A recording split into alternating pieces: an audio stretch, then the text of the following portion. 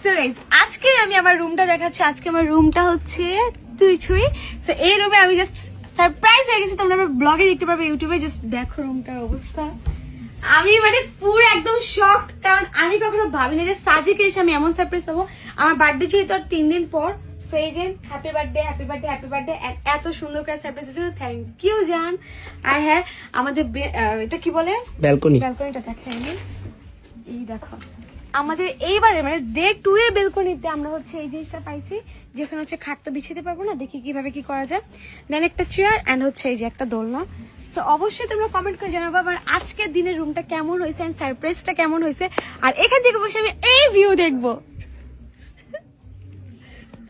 তো চলো এখন হচ্ছে আমরা খেয়ে দিয়ে আবার একটু ছবি টবি ফটোশুট করবো। আর আজকে রাতে একদম হচ্ছে এলিভেটর এখানে আমরা তারা দেবো, কারণ কালকে দেখতে পাইনি, অনেক বেশি ঠান্ডা লাগছে।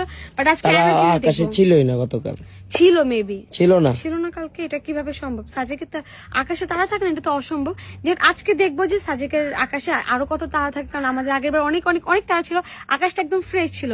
তো আজকে সব শীতকে ধুমবাচালা করে পাঠিয়ে দিয়ে আমরা যাবো হেলিপ্যাড এখানে। চলো।